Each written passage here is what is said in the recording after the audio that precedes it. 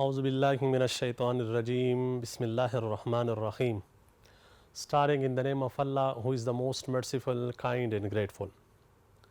Welcome my dear students. I'm Waqas Ahmad and my subject is English. Dear students, I hope that you must be fine and doing well. Once again, we are going to discuss one of the most important topics from section C. Section C को मद्देनज़र रखते हुए जो topic इंतहाई अहमियत के हामिल है उसी को हम डिस्कस करने जा रहे हैं। याद रखिए डियर स्टूडेंट्स, अगर आपको याद हो इम्पॉर्टेंट प्रोवर्ब्स के लेक्चर के दौरान जो हमने डिस्कशन की थी, वहाँ पर हमने टोटल 19 इम्पॉर्टेंट प्रोवर्ब्स सेलेक्ट और डिस्कस किए थे। वैसे तो प्रोवर्ब्स की तादाद बहुत ज़्यादा है, they are not just limited to 19, लेकिन हमने 19 इसलिए डिस्कस किए ताकि आप लोगों को थोड़ा सा ये बता दे, ये आप लोगों की जहन साजी हो जाए कि इसकी तरह कौन से और आ सकते हैं या इस किस्म के कहाँ से हम हासिल कर सकते हैं। ये भी मैंने बता दिया था, अगर आपको याद हो, कि इसी तरह और भी सेंटेंसेस आ सकते हैं और उसी सेंटेंसेस में से आज इसी डिस्कशन और हमारे बीच का जो मुलाकात है ये इस मौजू पर मबनी है कि उनमें से चंद एक सेंटेंसेस मैंने वाइट बोर्ड पर आप लोगों के लिए मुहैया की हैं और आप लोगों के लिए मैंने लिखे हैं।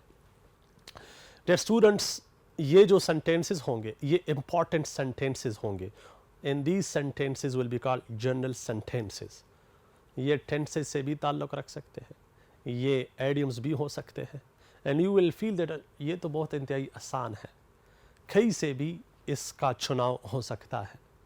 And these sentences are listed on the white board. तो आइए ज़रा देखते हैं कि इसी सेंटेंसेस में से कौन से सेंटेंसेस हमारे जहनों में से मतलब पहले से उसका दीदार किया है और हमारे जहनों में कौन कौन से अभी नए आने वाले हैं, उसको ज़रा डिस्कस करते हैं। Same as we did in proverbs last time, इसी तरह मैंने यहाँ पर पहले अंग्रेज़ी का जुमला लिखा है, सामने मैंने उर्दू का सेंटेंस लिखा है, और इसी के हवाले से जो पहला सेंटेंस मैं पढ़ता हूँ वो है मिलावट गुनाह है। एडल्ट्रेशन इज़ अ सिन। ये एडल्ट्रेशन इसको लोग कहते हैं, बाज़ लोग मिक्सिंग भी कहते हैं, लेकिन इसके लिए जो इस किस्म के सेंटेंसेस पेपर में आते तो इसके लिए एडल्ट्रेशन ही आता है।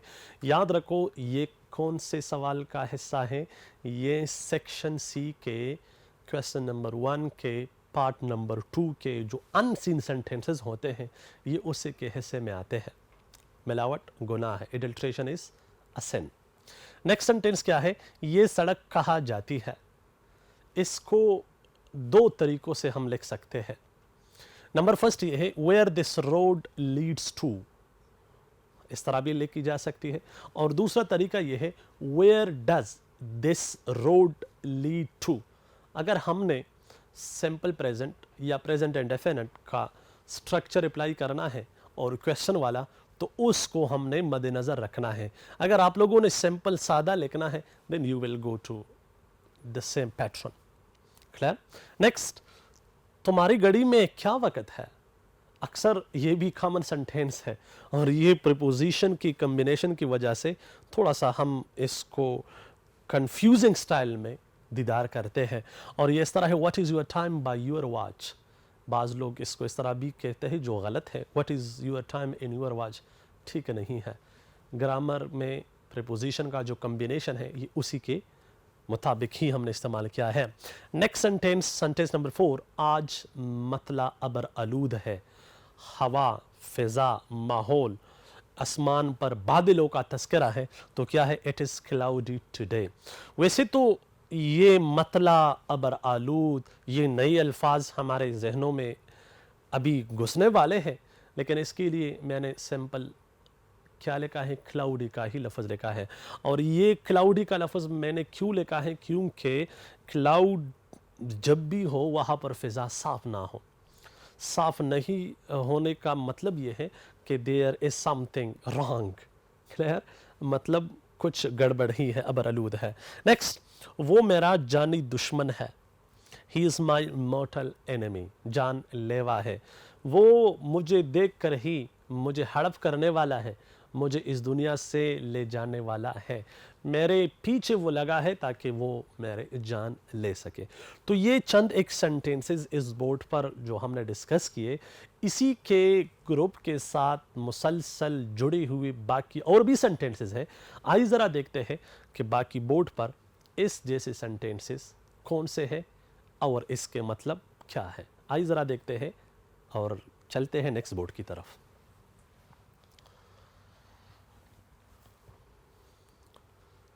डियर स्टूडेंट्स, अभी इसी बोर्ड पर आप लोगों को उसी सेंटेंसेस की तरह ये भी चंद एक सेंटेंसेस नज़र आएंगे और इसी सेंटेंसेस को हम रीड करके हम देखते हैं कि कौन से सेंटेंसेस किस तरह है।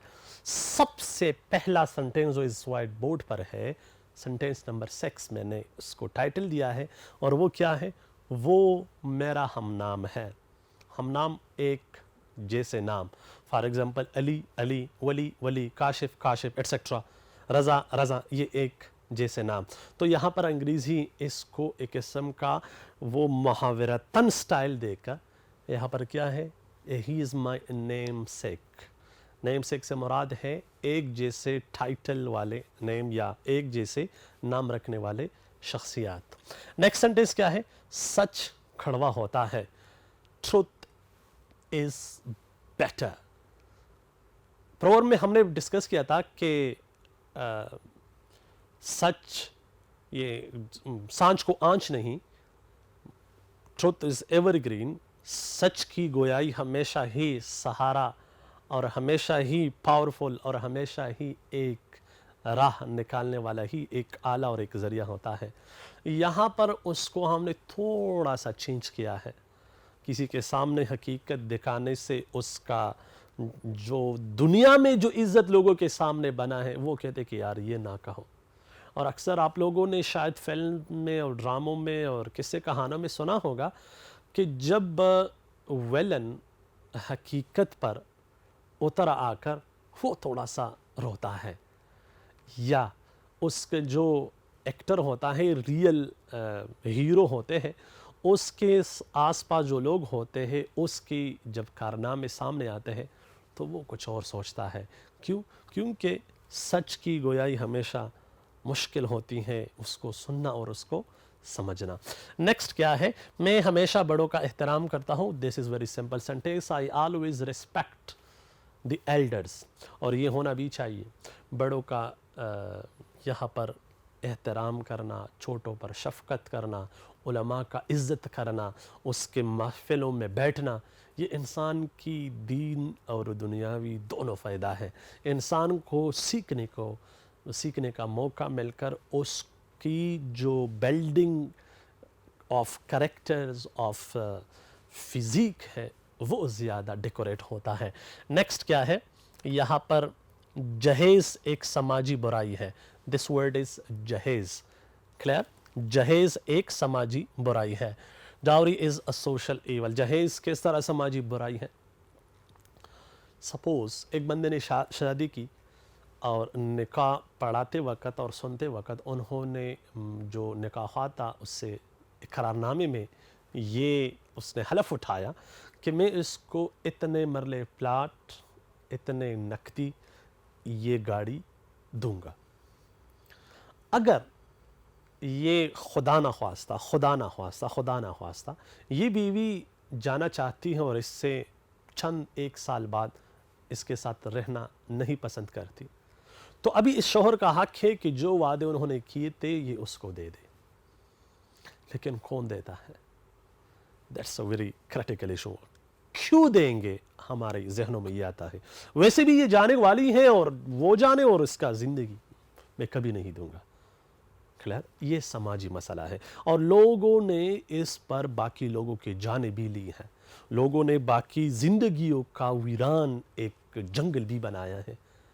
लड़की के बाप को मरवाना, लड़की के भाई को मरवाना, अगर जब वो उसके हक के लिए लेने के लिए आते हैं, तब की मैं बात करता हूँ। नेक्स्ट क्या है, यहाँ पर थूकना मना है।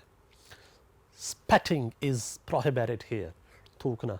और जो ज़्यादा नस्वार या पान या नशावर चीज़ इस्तेमाल करते हैं, उसके मुंह में ये थूक का ज़्यादातर ठहराव नहीं होता, वो इस किस्म का जलन महसूस करता है।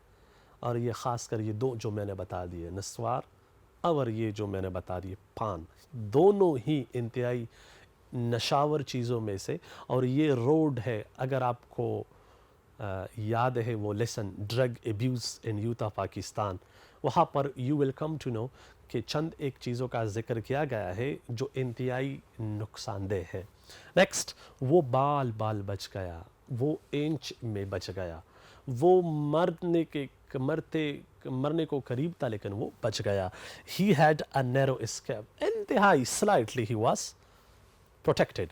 मरहूम मेरा दोस्त था जो मर गया है, जिसके लिए हम ताज़ियत के लिए आए हैं, he was my very close दोस्त, कुछ इस तरह भी कहा जाता है। लेकिन यहाँ पर क्या है, the deceit was my friend, जो मर गया है, जो इस दुनिया से फ़ानी हो गया है, रहलत फरमाने लगे हैं, वो मेरा एक अजीम दोस्त था। आइए ज़रा देखते हैं कि इसी के मुताबिक, इसी की तरह और कौन से सेंटेंसेस हैं जो हमारे इस टॉपिक को थोड़ा सा मजबूत बना दे। चलते हैं नेक्स्ट बोर्ड की तरफ।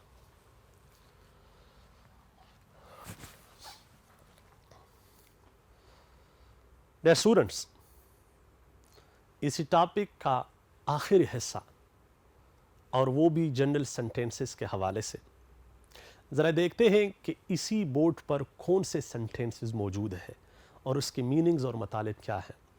सेंटेंस नंबर फर्स्ट है, वो 4 दिन से बीमार है। ये अमल पहले से शुरू है और अभी भी जारी है, प्रेजेंट परफेक्ट टेंस का हवाला देता है।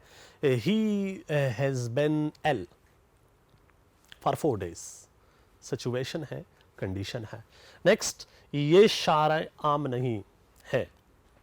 ये रोड अक्सर आजकल हालात की वजह से हर जगह पर जाने के लिए वो रास्ते नहीं, उसकी इजाज़त नहीं होती।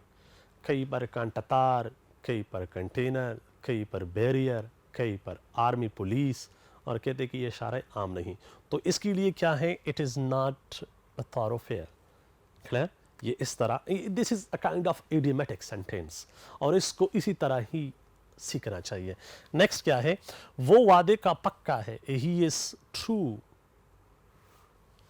टू हिज वर्ड, वो अपने अल्फाजों का सबूत देकर जाता है। सपोज़ मेरा एक दोस्त है, वो मुझे कहता है कि आज आपके लिए थोड़ा सा वो फ़न के लिहाज से आज मैंने आपके लिए डिनर का बंदोबस्त किया है। वो मैं कहता यार, मेरा वो दोस्त इंतहाई सच्चा दोस्त है। क्यों? उसने जो कुछ कहा था उसने कल रात पूरा करके ही मुझे रुखसत कर दिया। खाना भी खिलाया, कुछ स्वीट्स भी खिलाए, और मुझे उस अपने ही गाड़ी में वहाँ से उठाकर मेरे घर के सामने उन्होंने ड्रॉप भी कर दिया। यार, उसकी दोस्ती में बेमिसाल दोस्त है वो मेरा। नेक्स्ट, ये घड़ी ठीक वक्त देती है। This watch keeps correct time. This is a kind of tricky sentence आ सकता है। नेक्स्ट, वो तुम्हारा क्या लगता है। What is he to you. पास लोग यहां पर पूछते हैं कि ये क्या क्यों नहीं आता, who is he to you, who कौन। लेकिन अक्सर ये जो कैजुअल स्पीकिंग में हम इस्तेमाल करते हैं और जो अक्सर हम स्लैंग के तौर पर इस्तेमाल करते हैं, इनफॉर्मल के तौर पर इस्तेमाल करते हैं, तो हम हमारे ज़बानों से ये भी उतर आती हैं कि who is he to you, what is he to you. Clear, लेकिन correct one is what is he to you. Next, second last of the day, परहेज इलाज से बेहतर है। Think before you speak. क्या है, prevention is better than cure. Suppose बंदे को महसूस हो रहा है कि मेरा नज़ला आने वाला है, मेरा ज़ुकाम आने वाला है, सर दर्द आने वाली है, पेट में दर्द है या कमर के दर्द है, और ये इसी वजह से अगर मैंने ये काम वो किया तो फिर इस तरह होता है। तो फिर क्या होता, उस काम को नहीं करना चाहिए। हमने परहेज़ किया, हमने उससे अपने आप को रोका, अगर आपने वो काम कर दिया या करने का ख्वाहिशमंद हो तो फिर आप जाओगे हज़ारों लाखों के हिसाब से मेडिसिन और ट्रीटमेंट भी करोगे। दैट इज़ वाई यहाँ पर इस तरह कहा जाता है कि परहेज़ इलाज से बेहतर है। नहीं करनी चाहिए इस किस्म का प्रैक्टिस जिसको करने के बाद हमें ये महसूस होता है कि I am will be going to ill. बीमारी सेहत अल्लाह ताला की तरफ से है, नो डाउट, लेकिन कुछ असबाब भी है। डायरेक्ट आसमान से अल्लाह रब्बुल इज़्ज़त कर सकते हैं, लेकिन इस तरह नहीं कि अच्छा ये बीमारी आपके अंदर ज़ुकाम आ गया, नो। कुछ असबाब है, कुछ there are some tricks and some things because of those we can become ill. Clear? जिस तरह डॉक्टर हजरात फरमाते हैं कि सर्दी के मौसम में ठंडा पानी नहीं पीना चाहिए, गर्मी के मौसम में धूप से अपने आप को बचाना है। ये कुछ ऐसे सिम्टम्स हैं जो उन्होंने एक्सपेरिमेंट्स की हैं कि इसकी वजह से इंसान के अंदर बीमारी दाखिल हो सकती है और इस बीमारी से बचाव इस तरह मुमकिन है। लास्ट सेंटेंस है, वो इतना कमज़ोर है कि चल नहीं सकता। यहाँ पर मैंने लिखा है he is too weak to walk. दो है, एक है टू, टी ओ, नेक्स्ट है सो, एस ओ। इन दोनों में फ़र्क क्या है? याद रखो, जब टू आ जाए वो काम बिल्कुल नामुमकिन है, सो आ जाए थोड़ा सा गुजारा हो सकता है। फॉर एग्जाम्पल यहाँ पर टी ओ ओ की मैं बात करता हूँ, टू। सपोज मौसम इंतहाई गर्म है, the weather is too hot. अगर आप बाहर चलोगे या आपने बाहर जाने का ज़हमत किया तो आप गर्मी से मेल्ट हो जाओगे, आपके किस्म आप पर आग लग जाएगी। अगर मैंने ये कहा कि the weather is so hot, गर्म है लेकिन हम चल सकते हैं, धूप है लेकिन इतना तेज धूप भी नहीं है, ये ग्रामर के लिहाज से और एडवर्ब के लिहाज से इसकी जो फ्रीक्वेंसी बताई जाती है ये कुछ यूँ है। क्लियर? तो टू और सो में ये फ़र्क है।